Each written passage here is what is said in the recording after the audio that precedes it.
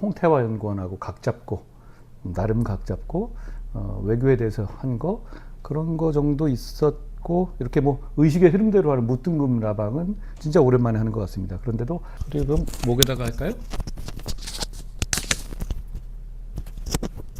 말 한 번 실수하면 한마디로 이제 나락에 빠질 수 있는 거라서 위험하다고도 많이 하시는데요.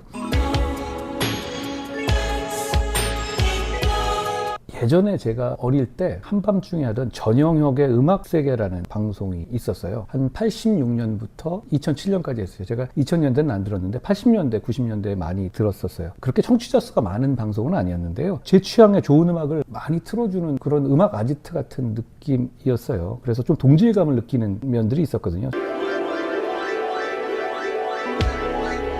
80년대 노래가 인트로였는데 아트 오브 노이즈라는 그룹의 모멘트 인 러브라는 곡이었어요. 전영혁 씨가 틀어주던 음악 같은 게 나오면 전영혁 씨 생각합니다. 여러분께서 제 무등급 라방을 그런 느낌으로 회상해 주시면 저는 행복할 것 같습니다. Beautiful, beautiful, beautiful, beautiful boy. 할까 말까 고민될 때 그냥 해보는 편이에요. 그리고 계획을 구체적으로 자세히 세우는 편은 아니거든요. 이것저것 잡히는 대로 예전에도 공부할 때도 그랬던 것 같아요. 계획을 세우긴 하는데 그걸 꼭 믿지는 않는 편입니다. 그대로 잘 안 되잖아요. 제가 좋아하는 존 레논 노래 Beautiful Boy라고 있는데요. 그 가사 중에서 이런 부분이 있어요. 인생은 당신이 다른 계획을 세우는 동안 벌어지는 일들. Life is what happens to you while you're busy making other plans. 한번 그런 차원에서요. 라방도 제가 한번 생각나는 대로 해보겠습니다. 사실 먼저 말씀드리면 민주당이 임명한 특검이 저에 대해서 여러 가지 이상한 공격을 먼저 한 것이다. 거기에 대한 제가 답이다라는 점을 미리 밝혀둡니다. 또 제가 뭐 또 싸움 걸었다고 오해하시는 분들은 없으셨으면 좋겠고요. 민주당이 지난 8월 9월부터 아주 구체적이고 근거 있는 확신이라고 주장하면서 민주당의 핵심 인사들이 계엄을 알고 있었던 것처럼 주장했거든요. 김민석 의원도 확신할 만한 근거다라고 말씀하셨고 이재명 당시 대표도 저와 회담할 때 이렇게 얘기했어요. 체포개혁까지 있는 것 같다. 뭐 이런 취지의 말씀도 하셨었거든요. 그렇다면 이건 그냥 풍문 수준이 아니라 뭔가 구체적이고 합리적인 근거를 갖고 있었다라고 보는 게 맞지 않겠습니까? 그러면 그 몇 달 전에 갖고 있었던 근거의 출처, 내용 이런 걸 밝히는 건 필요하다고 생각해요. 민주당이 그걸 지금 얘기 안 하고 있잖아요. 심지어는 그러면서 계엄법을 바꿔서 계엄 해제에 대해서 체포는 국회의원도 할 수 있게 한다. 뭐 이런 정도까지 마치 미래를 예상한 듯한 그런 행동을 보였거든요. 그렇다면 도대체 더불어민주당이 어느 정도까지 알고 있는지를 이제 밝혀야 합니다. 만약에 정말로 구체적인 계엄 계획에 대해서 그렇게까지 알고 있었고 확신에 찰 만큼 근거가 있었다면 그걸 그때 공개했었어야 하는 거 아닙니까? 그냥 그렇게 말뿐의 정쟁처럼 얘기할 게 아니라 구체적인 증언 아니면 구체적인 자료를 제시했었으면 이 계엄은 실제로 윤석열 대통령의 계엄은 정말 잘못된 거지만 실행되지 않을 수도 있었던 거 아닙니까? 그랬다면 우리 국민들이 그런 유혈 사태까지 이룰 수 있었던 극단적인 위험들을 사전에 예방할 수 있었던 거 아닌가요? 저는 어떤 내용을 어느 정도까지 어떤 근거로 알고 있었는지를 민주당이 밝혀야 한다고 생각해요. 그런 근거가 있었다면 저는 그걸 다 공개했을 겁니다. 왜냐하면 계엄을 막기 위해서요. 김민석 총리는 자기 홍보에 굉장히 강점이 있는 정치인입니다. 몇 달 전에 본인이 이런 계엄 사태를 예고하면서 확신할 만한 근거가 있다고까지 얘기를 했어요. 정작 계엄이 끝난 이후 그리고 지금까지도 이 부분에 대해서 본인이 어디서 이런 거를 들었었고 본인 말대로 하면 대단한 정보력이 있었던 것인데 그것을 인터뷰라든가 이런 곳에서 자랑하거나 그게 어떤 것이다 후일담을 늘어놓고 있지를 않아요. 그 점도 저는 좀 이상하게 생각해요. 계엄을 막을 의무는 여당에게만 있는 것이 아니라 민주당에게도 있었다. 특히 만약에 민주당이 정말로 구체적인 계엄의 정보 그리고 그 합리적이고 확신에 이를 만한 근거를 갖고 있었다면 더더욱 그렇습니다. 우원식 국회의장께서 여러 가지 저한테 반론을 해주셨죠. 당시 12시 30분경에 150석에 넘는 계엄 해제 정족수가 찼지만 그 이후에 12시 58분, 1시 그 즈음까지 계엄 표결이 지연된 것에 대한 문제 제기에 대해서 불쾌감을 드러내신 것으로 보여요. 실제로 정족수 150명이 차진 다음 190명이 될 때까지 표결은 이루어지지 않았고 숲에 숨어있던 이재명 대표가 본회의장으로 들어온 직후에 바로 표결이 이루어졌던 것이 팩트입니다. 저는 그 점에 대한 문제 제기를 드리는 거예요. 우원식 의장께서는 제 이 문제 제기에 대해서 국회의원 안 해봐서 그러나 이런 말씀까지 하셨는데요. 좀 아쉬운 말씀입니다. 요즘에 그런 말을 누가 합니까? 그런 말을 해서 좋은 평가 받기가 어렵잖아요. 그러니까 지우셨을 텐데요. 안타깝게 생각한다는 말씀을 드리고요. 151석이면은 해제가 되는데 190석에 됐습니다. 40석이 더 드러날 때까지 시간적 여유 동안 계속 표결이 이루어지지 않았다는 뜻이거든요. 자, 국민 여러분 모두가 가슴 졸이면서 어떻게든 빨리 표결해서 계엄 해제해라, 이걸 계속 TV로 보고 계셨잖아요. 그런데 정작 본회의장에서는 우원식 의장이 신속한 진행을 하지 않았어요. 민주당 의원들도 그렇고 국민의힘 의원들도 그렇고 저도 그렇고 어떻게든 빨리 진행하라고 강력하게 항의하고 있었고, 그것이 전부 실시간으로 방송에 나왔고, 여러분 보시지 않았습니까? 손에 땀을 주시지 않았습니까? 도대체 왜 이거 빨리 표결 안 하는지 궁금하고 안타깝지 않으셨습니까? 그 문제 제기를 한 겁니다. 그 문제 제기를 하는 것이 국회의원 300명이 아니면 할 수 없는 정도의 문제 제기입니까? 대단히 상식적인 문제 제기 아니에요? 본회의장 밖에 완전 무장하고 투시형까지 쓰고 그런 군인들이 우리 당직자들, 젊은 언론인들과 소화기 뿌리면서 대치하고 있었어요. 언제든지 들어와서 의원들을 그리고 저를 끌어내려고 준비하고 있었죠. 그랬으면 계엄 해제가 안 되는 거였습니다. 그리고 실제로 수사 결과 드러난 바에 따르면 그때 대통령이 계속 문을 부수고라도 들어가라고 지시하고 있을 때였고요. 체포조가 저와 우원식, 이재명 대표를 잡으려고 3명을 우선적으로 잡으라는 체포조 명령까지 나오고 있는 상황이었고요. 표결을 막기 위해서 단전까지도 시도되고 있는 상황이었습니다. 그런데 그렇게 느긋하게 간다고요? 150명이 찼으면 바로 해야죠. 제가 그 말씀을 드렸던 것이고, 표결이 진행된 경우에 대해서 정확한 사실관계 규명이 필요하다는 말씀을 드린 겁니다. 제 말이 틀립니까? 그걸 국회의원 안 해봐서 그렇다? 이렇게 답하는 것에는 우원식 의장님의 평소 인품을 제가 알기 때문에 대단히 아쉽다, 이런 생각을 했었습니다. 한번 생각해 보십시오. 1시까지 표결을 미룰 이유가 없었습니다. 표결에 참여하지 않았던 추경호 대표 핑계를 대던데 언제부터 그렇게 추경호 원내대표의 말을 잘 들었습니까? 그런 거 없이 그냥 직권상정 잘하지 않았어요, 지금까지? 그런데 그렇게 절체절명의 역사가 끊길 수도 있는, 유혈사태가 날 수도 있는 위기 그 시점에 갑자기요? 그분은 들어오지도 않는데요? 저는 그거 합리적인 설명이 아니라고 생각해요. 오히려 합리적인 설명은 숲에 숨어있던 이재명 대표가 들어올 시간까지 시간을 벌어줘서 이재명 대표가 그 표결을 주도하는 그림을 만들어주기 위한 것이었다. 이게 더 합리적인 설명 아닙니까? 여기에 대해서 명확한 조사와 명확한 설명이 필요하다라는 말씀을 드립니다. 저한테 들을 수 있는 얘기는 이미 다 공개되어 있잖아요. 그러니까 이거는 저를 강제로라도 끌어내서 그렇게 좀 모욕을 주겠다, 이런 의미로 보이거든요. 특검에 있는 분들이 이렇게 말씀하셨더라고요. 한동훈의 말이 꼭 필요하다. 그런데 그렇다면 역으로 제 새로운 말이 없으면 진실을 규명하지 못한다라는 자인 아닙니까? 왜 이런 약세를 특검이 보이는지 수사해본 사람으로서 이해가 안 가는데요. 아니면 이미 수사가 실패할 경우에 있어서 도망갈 구멍을 찾는 겁니까? 한동훈이 안 나와줘서 수사가 실패했다, 이렇게요? 그런데 그러기에는 제가 계엄을 저지하기 위해서 어떤 행동을 했고 그러다 어떤 일이 겪었는지 실시간으로 모든 국민이 다 보셨잖아요. 그런 뒤집어 씌우기는 통하지 않는다고 생각합니다. 진실 규명에 진짜 매진해달라는 말씀을 드립니다. 제가 어저께 말씀드린 5가지 의문, 도대체 민주당이 언제 어떤 정보를 받았었는지, 그런 부분을 접근을 통해서 새롭게 진실을 규명할 수 있지 않을까요? 저는 그런 조언을 드리고 싶습니다. 특검이 자꾸 제 새로운 말이 필요하다, 이렇게 얘기하면 얘기할수록 특검 입장에서 확보한 증거라든가 사실이 없다는 거를 드러내는 효과밖에 안 나오지 않겠습니까? 제가 알기로 이번 특검에 한 400억 이상이 투입된 것으로 압니다. 그 돈 가지고 결국 이 정도밖에 못한 겁니까? 저는 아쉽다는 말씀을 드리고 싶네요. 그리고 저는 충분히 드릴 말씀을 이미 다 드렸고, 국민들이 제가 어떻게 행동했는지 다 알고 있습니다. 그렇게 정치적인 그림을 만들기보다 진짜 실체적 진실을 정파성에 치우치지 않고 규명하는 길 가시라라는 말씀을 드리고 싶습니다. 어제 이재명 대통령이 드디어 대주주 양도세 대상 확대를 철회했습니다. 물어난 거죠. 그러니까 이게 이런 식으로 가다가는 작년에 저와 금투세 투쟁을 할 때 밀렸던 것처럼 결과적으로 질 수밖에 없다는 걸 알고 있을 겁니다. 그러니까 지금 더 늦기 전에 자른 거죠. 뭐 그 점 다행이라고 생각해요. 그렇지만 이렇게 되지도 않을 걸 자꾸 소란 피워서 1,500만 투자자들의 마음을 아프게 하면 안 된다라는 말씀을 드립니다. 반증시 정책들 철회되어야 한다라는 말씀 드려요. 이런 정책을 내는 이유는 뻔해요. 민주당 입장에서는 운동권 마인드를 가지고 국민을 부자와 가난한 사람으로 갈라치게 하겠다. 가난한 사람이 부자보다 표수가 많으니까 이건 필승이다. 이런 전략을 전통적으로 계속 해왔죠. 그런데 이게 왜 지금 통하지 않냐면 세상의 변화를 민주당이 잘 이해하지 못하고 정교하지 못해서 실상을 반영하고 있지 못하기 때문이에요. 대주주의 범위를 현행 50억에서 10억 으로 낮추게 되면 부자들이 세금을 많이 내니까 부자들은 혼내주는 거고 가난한 사람들은 좋아하겠지, 이 구도일 텐데 이건 증시 영역에서는 맞는 얘기가 아닌 겁니다. 왜냐하면 다수 투자자들은 대주주들이 세금 더 내서 그걸 고소해야 한다는 그런 마음이 없어요. 오히려 그 절차로 인해서 물량이 쏟아져 나오게 되면 주가가 떨어질 거고, 그래서 내가 더 피해받을 수 있다는 그런 두려움이 더 크죠. 훨씬 더 현실적이고 실용적인 두려움입니다. 그런데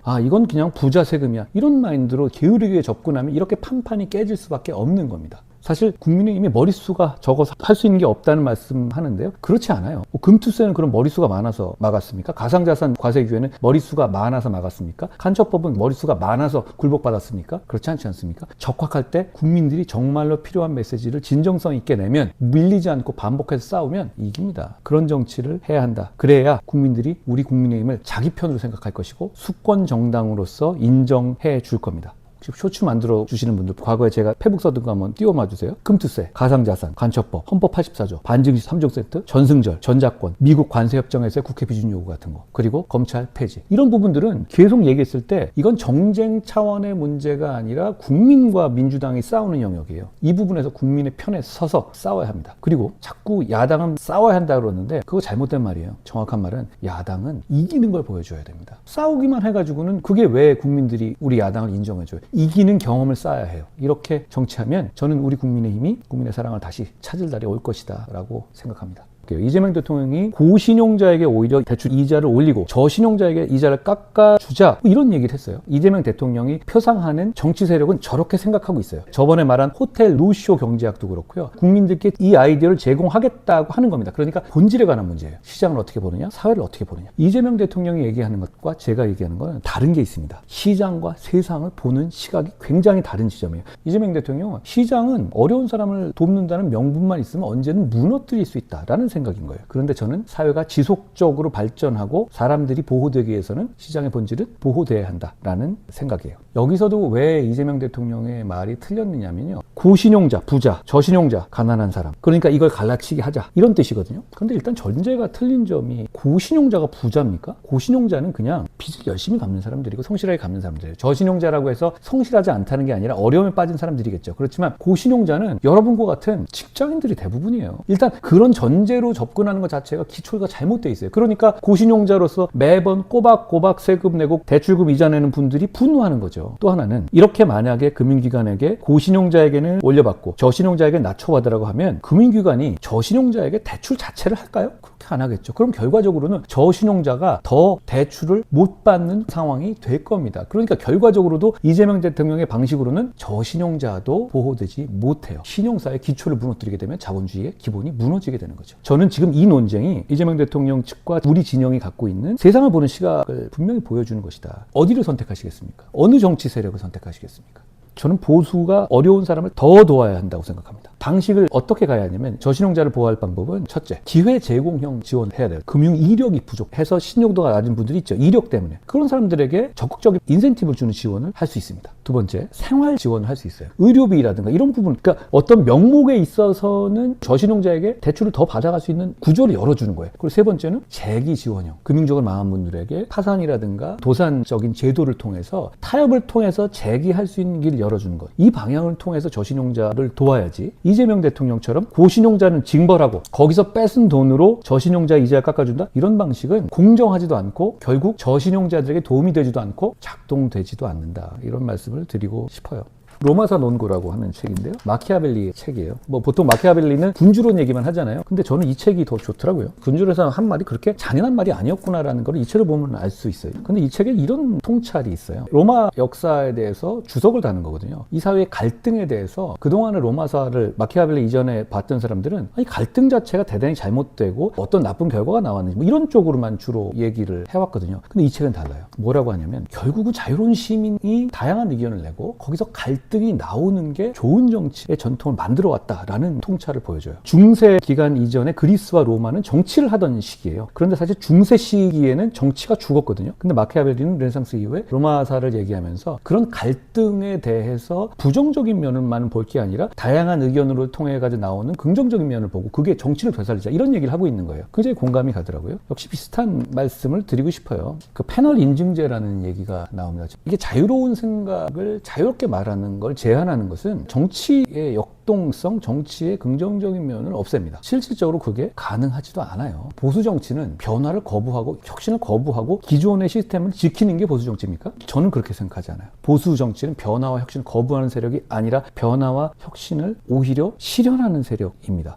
역사적으로 보면요, 보수 정치 시기에 굉장한 변혁들이 일어난 경우가 훨씬 더 많아요. 사회보험제도 있잖아요. 그거 언제 만들어졌습니까? 정말 찐 보수였던 비스마르크의 프로이센에서 한 거예요. 진보 내지는 좌파 쪽에서는 여러 가지 새로운 변화나 혁신을 막 시도해요. 그런데 여러분, 역사를 놓고 보면 결과적으로 볼 때 대단히 무용하거나 대단히 사회에 유해했던 것으로 판명된 경우가 많이 있어요. 변화의 시도 중에 살아남아서 사회에 좋은 영향을 준 건 극히 소수입니다. 저는 이 진보나 좌파가 실험적으로 던지는 여러 가지 변혁 중에서 사회에 진짜 유용하고 지속 가능한 변화가 뭔지 감별해내고 그걸 시스템 안에서 정착시키는 것, 그래서 실행하는 것이 보수의 역할이라고 생각해요. 그러니까 변화를 만들어내는 건 오히려 진보보다 보수다. 저는 이렇게 생각합니다. 저는 그런 보수 정치를 해야 한다고 생각해요. 그러니까 보수는 다양한 의견을 존중해야 하는 겁니다.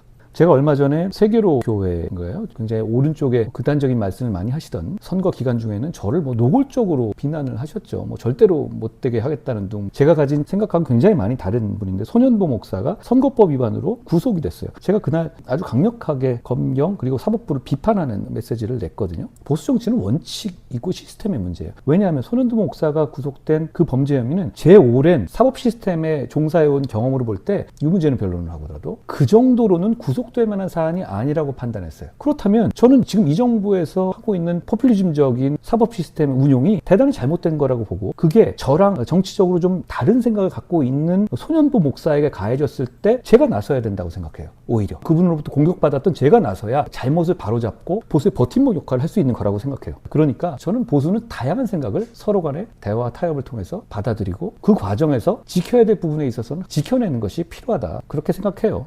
구해줘 홈즈라는 프로 있잖아요. 이제 그날은 오랜만에 어떻게 본방을 틀어놓은 상태였는데 갑자기 제가 나오더라고요. 그래서 좀 신기했습니다. 그러면서 제가 확실히 정치를 하면서 인생이 좀 더 복잡해졌구나, 이런 생각을 혼자 했었어요. 그거 보고 제가 바로 이제 양세찬 씨가 무슨 27기 동기다 이런 말씀 하시는 거 보고 나름 또 재밌으라고 인스타를 바로 올렸었는데요. 제가 1995년에 사법시험을 붙어서 96년에 사법연수원을 다녔으니까, 그러니까 거의 30년 됐네요. 오래된 얘기입니다.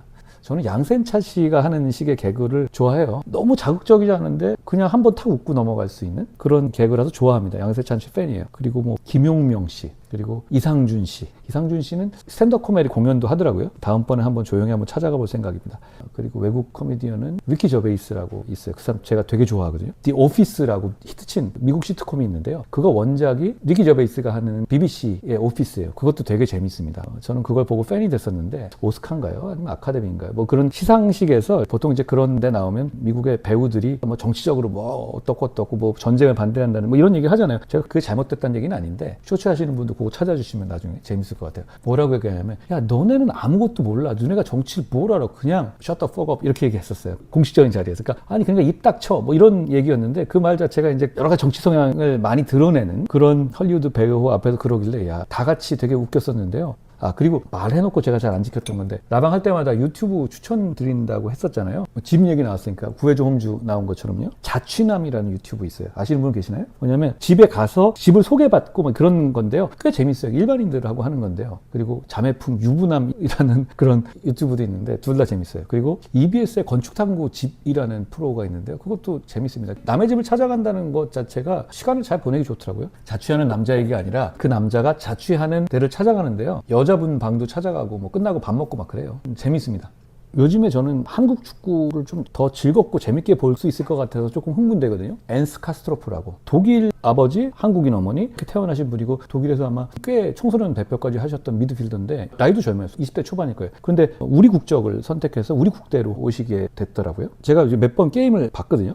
근데 좀 클래스가 있던데요. 점점 있어 보면 우리 국대 자체의 수준을 굉장히 오랜 기간 높일 수 있을 것 같은 느낌이 들어요. 미드필더가 정말 탁월한 사람이 한 명 있잖아요. 그러면 전체 게임이 굉장히 재밌어져요. 기복도 적어지고 팀의 클래스가 올라간다고 할까요? 저 그런 면에서 이 엔스 카스트로프 이분 계속 잘해주길 정말 응원 드려요. 미드필드 월드컵을 한번 해보려고 해요. 역대급 사람들을 적어서 한번 해보려고 하는데요. 네드베드, 지단, 마라도나, 제라드, 스콜스, 웨질, 나비즈, 사비, 에르나데스, 미셸 플라티니, 나카다, 히데요시. 아주 월클은 아닐지 몰라도 제가 좋아했어요. 루이스 피구, 파트릭 비에이라, 호나우징요, 미하일 발락, 박지성, 델피에로, 다비드 실바, 라우드럽, 폭바, 게오르게 하지, 발칸의 마라도나, 로이킨, 카카, 이니에스타, 토니 크로스, 슈나이더, 윤정환, 아야 뚜레, 바지오. 공격수도 아니었는데 미드필더도 했었어요. 프랭크 램파드. 그리고 제가 진짜 진짜 좋아하는 선수인데 크로아티아의 루카 모드리치, 데니스 베르가프. 처진 스트라이커긴 했지만 미드필더도 맞습니다. 히바우드, 안드레아 피를로, 로타르 마테우스. 수비수긴 하지만 수비형 미드필더도 했었어요. 루드 글리트, 소크라테스, 크루이프,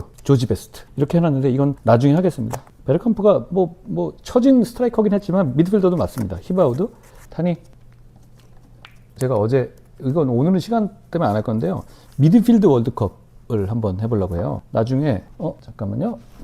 여기, 아주 월클은 아닐지 몰라도 제가 좋아했어요. 아야 뚜레, 아시는 분 좋아할 거예요.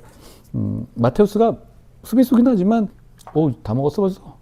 악역 월드컵 이런 거 있잖아요. 안톤 시고, 노인을 위한 나라는 없다. 다크나이트에서 나온 하비 덴트, 달콤한 인생에 나온 황정민 있잖아요. 백사장, 브레이킹 배드에 나온 거스 프링, 악마를 보았다 나온 최민식, 유즈얼 서스펙트 나오는 카이저 소제, 메멘토에 나오는 레너드 쉘비, 이런 사람들 이렇게 해가지고 얘기해보면 어떨까요? 그리고 메멘토 보니까 크리스토퍼 놀란 영화를 우리 박정원 의원이 되게 깊이 잘 알더라고요. 우리가 그때 무슨 얘기하다가 1시간 얘기한 적 있어요. 나중에 한번 박정원 의원님하고 같이 크리스토퍼 놀란, 메멘토나 다크나이트 이런 얘기 한번 하면 재밌을 것 같아요. 달콤한 인생에 나오는 황정민 있잖아요. 백사장. 그리고 생각하기에는 이런 월드컵 같은 거 사람들이, 잠깐만요. 제가 오랜만에 먹고 가면 어떡해. 먹었으니까 보여줘야지 좀. 이런 월드컵 같은 거를 하면 시간 잘 가고, 지금 갑자기 생각난 건데, 다크나이트에서 나온 하비 덴트. 그리고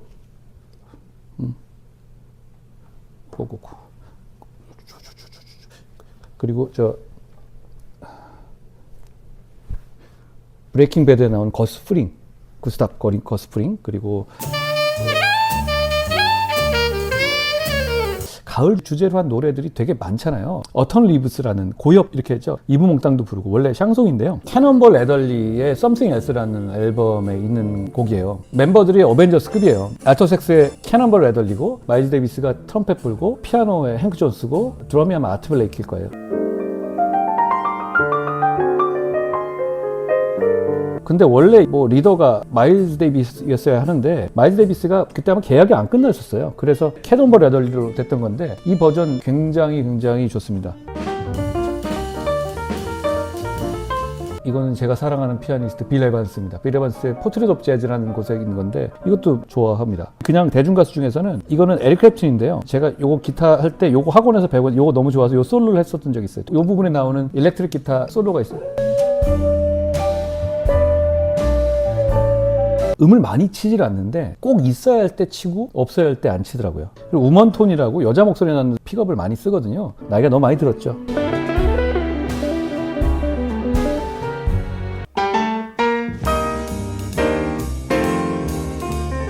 제가 제일 좋아하는 어텀 리브스 버전은 이거예요. 후쿠이 류라는 일본 아티스트 있는데요. 이 사람은 홋카이도 사람이에요. 시니얼이라는 이 앨범을 정말 좋아합니다.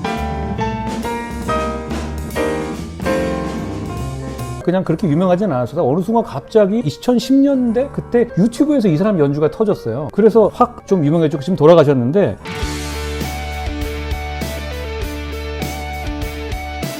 어텀이라는 노래가 이름이 들어가는 곡들이 되게 많아요. 어텀 인 뉴욕도 있고 이렇게 있는데, 그 중에서 팝 중에서는 이거 아세요? 매닉 스트리트 프리처즈라는 그룹이에요. 어텀송이라는 곡이거든요. 제가 이 노래 좋아해요. 제가 걸을 때 이거 주로 많이 듣습니다. 매닉 스트리트 프리처즈가 웨일즈 출신의 그룹이거든요. 앨범 이름이 좋아서 좋아하는 앨범이에요. This is my truth. Tell me yours. 자, 이게 내 진실이야. 너의 진실을 말해줘. 이 얘기잖아요. 영국의 유명한 정치인이 있어요. 애뉴린 베번이라는 사람이 있거든요. 이 사람의 그 연설이라든가 말을 좀 좋아해요. 애뉴린 베번이 했던 말이에요. 근데 특별히 이 제목의 노래는 없거든요. 근데 앨범 제목을 이걸 딱 썼어요. 베번이 웨일즈 출신이거든요. 그러니까 자기들 동양 유명 정치인의 말을 썼나? 이런 생각을 했었어요. 그렇게 이렇게 춤추거든요. 이렇게. 나중에 뭔지 아실 거예요, 이거.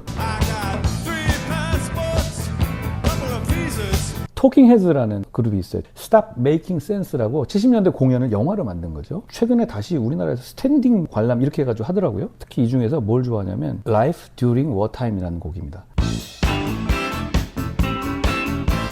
데이빗 번이라는 사람이 보컬인데 개다리 춤을 추거든요.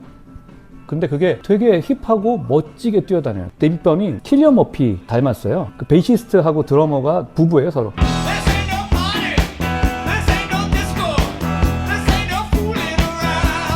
그리고 2000년대 홀 오브 페임을 봤거든요. 명예의 전당. 나이가 들어서 뛰지 않고 하는 공연도 한번 들어보십시오. 두 개가 다른데 세월이 좀 멋있게 두는 사람들도 있구나 이런 느낌이 들었어요.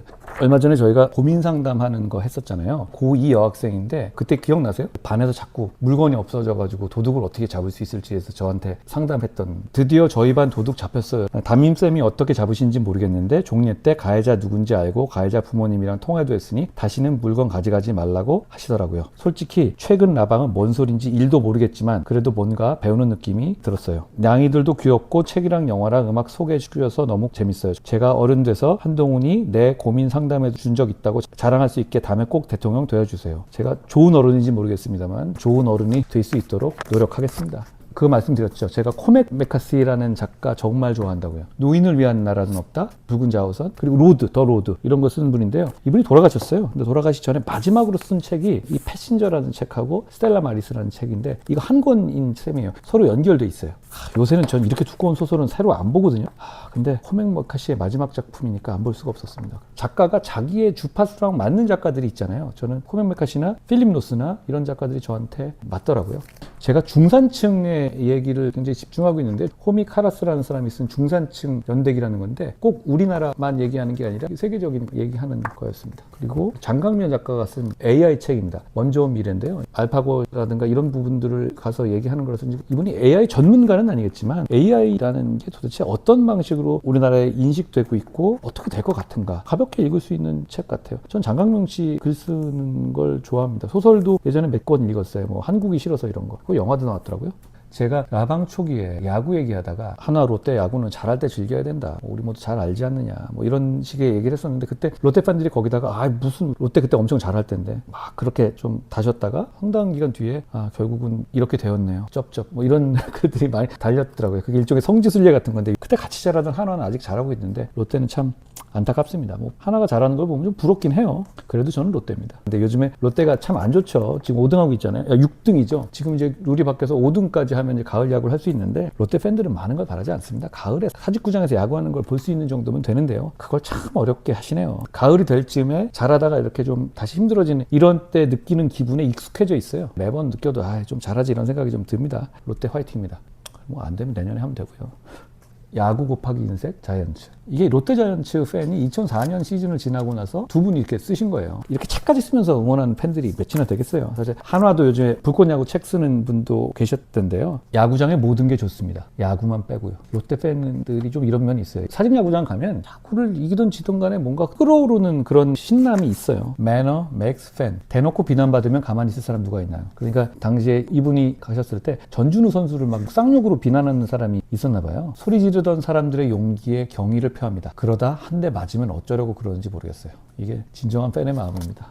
관세 문제 말씀하셨는데요. 결국 그건 국민에게 큰 부담을 지는 조약이나 협정에 준하는 거예요. 왜냐하면 한미 FTA를 사실상 무력화했으니까요. 국회 비준 절차를 거쳐야 합니다. 그 과정에서 국민들에게 동의와 양해를 구해야 합니다. 그냥 우리가 어려운데 알아서 할게. 트럼프 무섭잖아. 이걸로 안 됩니다. 3,500억이 아닙니다. 5,000억이 아닙니다. 3,500억 불, 5,000억 불입니다. 그렇게 빠져나가면 대한민국의 산업과 시장과 고용은 많은 부분 공동화될 수 있습니다. 그 피해가 국민들과 청년 세대들에게, 미래 세대들에게 돌아갈 수 있습니다. 투명하게 논의해야 합니다. 어떻게 돌아가고 있는지 우리 아무도 모르고 있지 않습니까? 충분히 은밀하게 진행할 시간을 정부에게 주었다고 생각합니다. 이제는 국회 비준 절차를 매개로 해서 국민들께 설명해야 합니다. 이재명 정부에게 촉구합니다.